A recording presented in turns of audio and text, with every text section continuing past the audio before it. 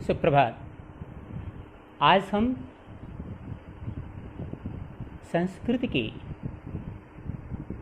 पाठ्य पुस्तक तीसरी कक्षा वाले पढ़ेंगे। उसका पहला पाठ वंदनम है। इससे ही हम शुरू करते हैं। वंदनम का अर्थ होता है प्रार्थना यानी कि प्रेयर। इस पाठ में 2 श्लोक हैं। एक विद्या की देवी सरस्वती से संबंधित है, जिसमें उनसे उनकी स्तुति करते हुए विद्या की मांग की गई है। और दूसरा श्लोक है हमारे जीवन से संबंधित कि सबसे पहले जब हम सुबह में जगते हैं तो हमें क्या करना चाहिए। पहले दोनों श्लोकों को देखते हैं।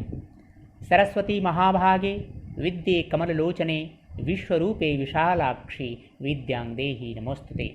दूसरा श्लोक है कराग्रे वसति लक्ष्मी कर मध्ये सरस्वती कर मूले स्थिता गौरी प्रभाते कर दर्शनम। अब क्रमशः इन श्लोकों के अर्थ देखेंगे। पहले शब्दों के अर्थ।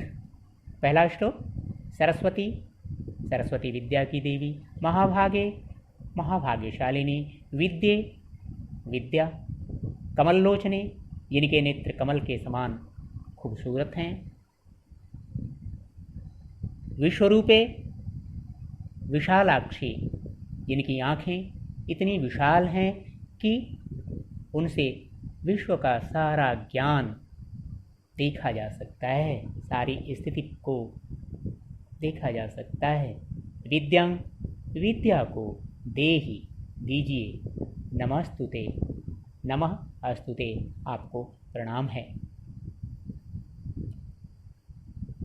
पूरा अर्थ हुआ, पूरे श्लोक का अर्थ हुआ, हे सरस्वती, हे महाभाग्यशालिनी विद्या, कमल के समान खूबसूरत नेत्रों वाली, जिनकी आँखें इतनी विशाल हैं कि विश्व का सारा ज्ञान उसमें समाहित हो सकता है, उससे पलक झपकते देखा जा सकता है, अनुभूत किया जा सकता है।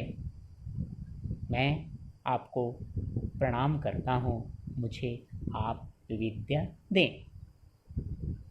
दूसरा श्लोक कराग्रे, करग्रे यानी हाथ के अगले भाग में, वसति, वास करती हैं, निवास करती हैं, लक्ष्मी, जो धन की देवी हैं लक्ष्मी, कर मध्य, कर मने हाथ, मध्य मने बीच में, हाथ के बीच में, सरस्वती, विद्या की देवी सरस्वती, करमूले, हाथ की जड़ में, स्थिता, स्थित हैं, गौरी अर्थात शंकर की प्रिय पत्नी, प्रभाते, प्रभात में, सुबह में, कर दर्शनम, हाथ का दर्शन करना चाहिए। यहाँ हाथ का मतलब हमारी तलहथियाँ।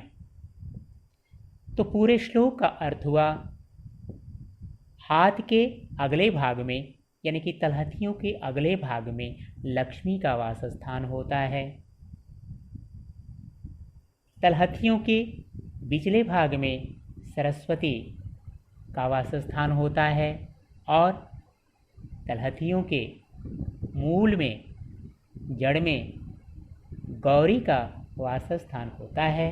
अतः हमें सबसे पहले हाथ का यानी कि अपनी दोनों तलहथियों का दर्शन करना चाहिए।